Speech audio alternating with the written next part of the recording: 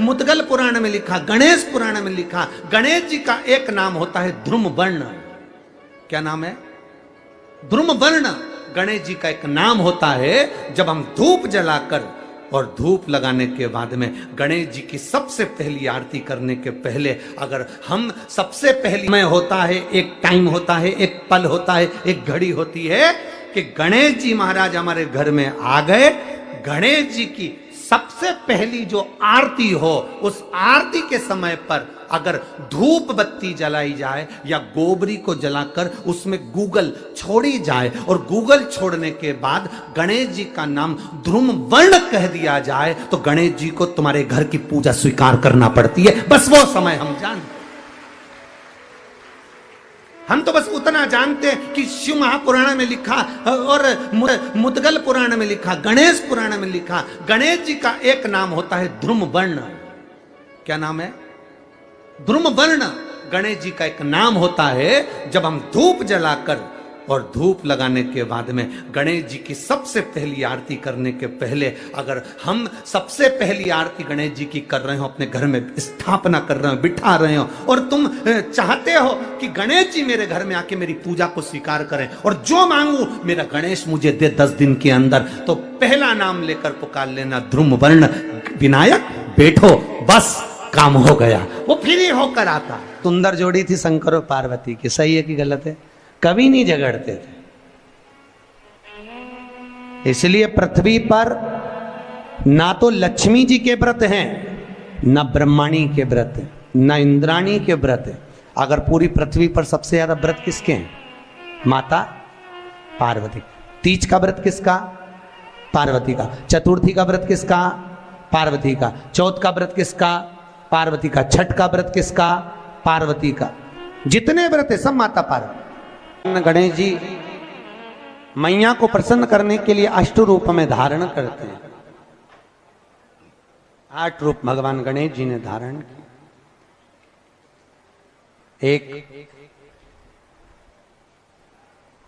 मयूरेश्वर गणेश, दूसरा सिद्धि विनायक, तीसरा बल्लालेश्वर, फिर वरद विनायक, फिर चिंतामणि, फिर गिरजात्मज, फिर भगवान गणेश विघ्नेश्वर अष्ट विनायक, फिर महागणपति।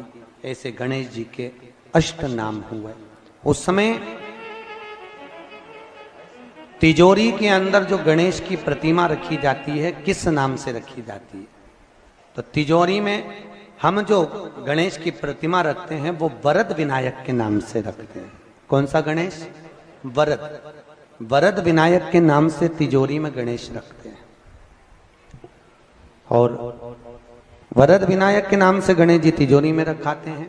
आपको कथा में कहा था, घर में सीधी सूंड का गणेश और व्यापार व्यवसाय ऑफिस में उल्टी सूंड का गणेश होना चाहिए। वरद विनायक को तिजोरी में। जब मकान का गृह प्रवेश होता है तो गणेश जी की पूजन जो दरवाजे पर करी जाती है उसे सिद्धि विनायक गणेश कहते हैं। कौन सा गणेश? सिद्धि विनायक। जब हम घर में शुभ कार्य हो, बंदर बाल लगाएं, कोई दरवाजे पर शुभ लाभ लगाएं या स्वस्तिक बनाएं या माताएं दरवाजे पर रंगोली डाले, तो उसी समय पर सिद्धि विनायक के नाम से रंगोली डालना चाहिए। तो घर में लक्ष्मी बढ़ती है, सिद्धता बढ़ती है। याद रखिए, कभी भी गणेश जी को, मिट्टी के गणेश जी लाते हो भादो महीने में, तो विसर्जन करो तो विसर्जन के समय पर 2 बिंदी, एक कंकु की, एक हल्दी की, दीवार पर जरूर लगा देना चाहिए। क्यों? क्योंकि गणेश जी हमारे यहाँ आते हैं तो रिद्धि सिद्धि के साथ आते हैं, पर जब गणेश जी जाते हैं अगर हम बिंदी नहीं लगाते हैं तो गणेश जी अपनी रिद्धि सिद्धि को साथ में लेकर चले जाते हैं। पति के साथ पत्नी वापिस चली जाती है। जब हम बिंदी लगाते हैं तो उसका मतलब होता है कि हमारे घर की बहू हमारे घर में रहे, बेटा भले भ्रमण के लिए जाए। तो गणेश जी जाते हैं, रिद्धि सिद्धि घर में रह जाती है। इसलिए रिद्धि सिद्धि को घर में रखने के लिए 2 बिंदी लगाना चाहिए, एक कुंकू की, एक हल्दी। रिद्धि सिद्धि। गणेश जी की प्रियता है दुर्वा। क्या प्रियता है? दुर्वा। कितनी दुर्वा गणेश जी को समर्पित करी जाती है? मात्र 5। कितनी? आज के जमाने में लोग गट्ठा बनाकर चढ़ा दें, वो अपनी जगह पर 5 दुर्वा पंचम इंद्रियों को वश में करने के लिए और भगवान के 5 जो स्वरूप हैं उनको अपने भीतर उतारने के लिए 5 दुर्वा। और दुर्वा में भी 3 गांठ।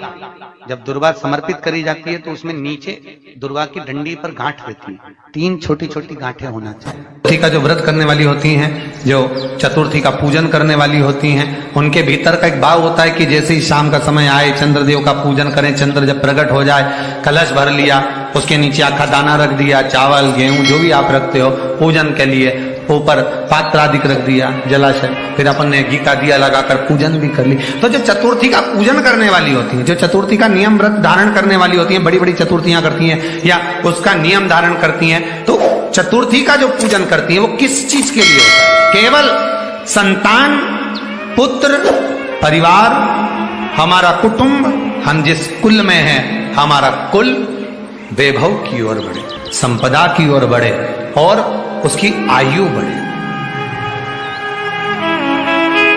उसकी आयु बढ़े, वैभव बढ़े।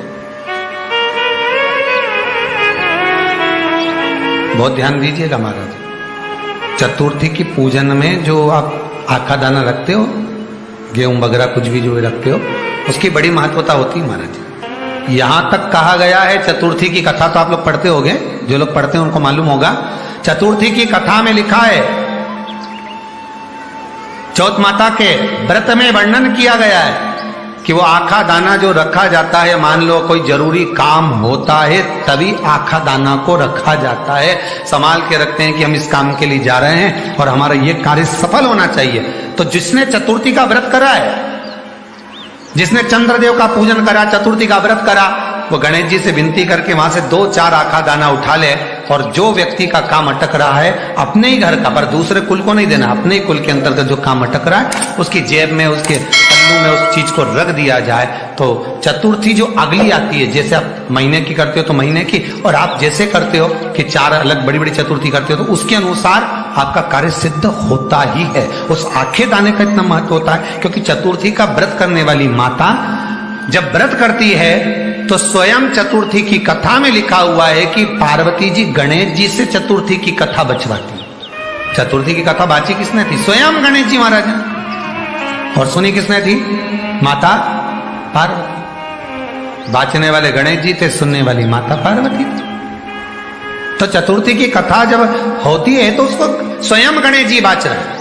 तो व्रत कौन सुन रही है? माता पार्वती। और आपने जो आखा दाना लिया वो गणेश जी के भाव से लिया, गणेश जी से निवेदन करके, विनय करके, प्रार्थना कर उसको प्राप्त किया। जितने आस्था चैनल पर कथा सुन रहे हो, जितने फेसबुक और यूट्यूब पर सुन रहे हो, और जितने इस छत्तीसगढ़ की पावन धरा पर बैठकर सुन रहे हो, बहुत सावधानी से सुनना। एक छोटा सा कपूर का टुकड़ा जब आरती में जलाया जाता है तो ये कपूर क्यों जलाते हैं? इस कपूर का महत्व क्या है? इस कपूर का कारण क्या है? ये कपूर है कौन जिसको हम आरती में जला? क्या जरूरत इस कपूर को आरती में जलाने की? क्या जरूरत इसको यज्ञशाला में जलाने की? क्या जरूरत है इस कपूर को पूजन में जलाने की? स्वयं गुरु बाबा कहते हैं, यदि कोई आरती में, पूजन में, घर में एक कपूर का टुकड़ा आरती के बाद में जब समर्पित करेगा तो उसको अश्वमेध यज्ञ का पुण्य प्राप्त हो जाएगा। अश्वमेध यज्ञ के पुण्य को पाने के लिए कपूर का टुकड़ा आज भी आरती में जलाया जाए।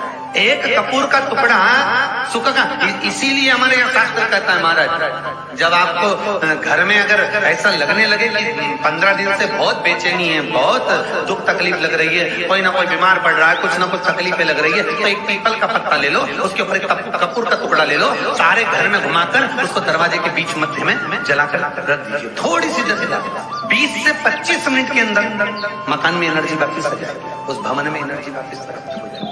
20 से 25 मिनट के अंदर एनर्जी वापस। लग रहा है कि यहाँ नेगेटिव है तो उसको पॉजिटिव बनाया जा सकता है। रात को 12 बजे शंकर जी के मंदिर में शिवलिंग पर चढ़ी हुई बेलपत्री को उठाकर शंकर मंदिर का शिखर देखकर चबा चबा कर खा लीजिए।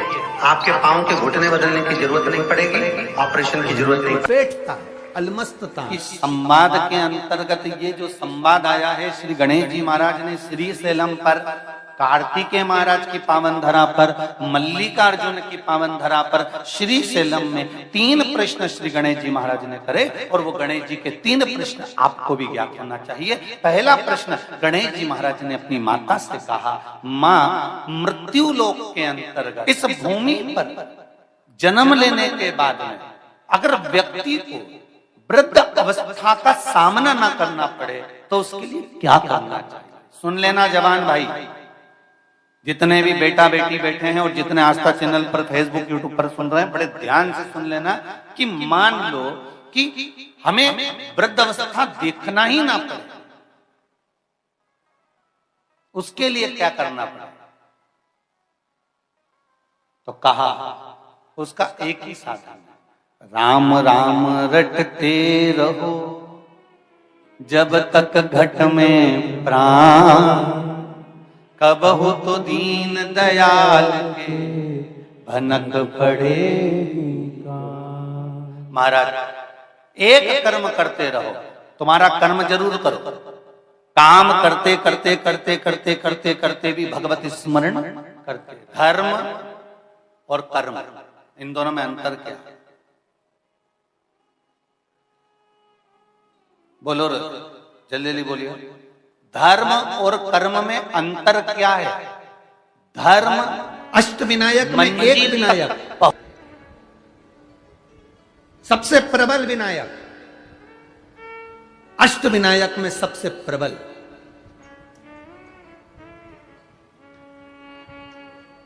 जहां के वृक्ष भी मोर का रूप लेकर आवाज लगाते हैं शिव जी को,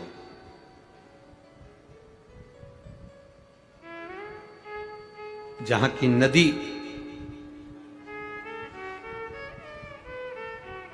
सिंधुरासुर असुर के कारण करहा रही है,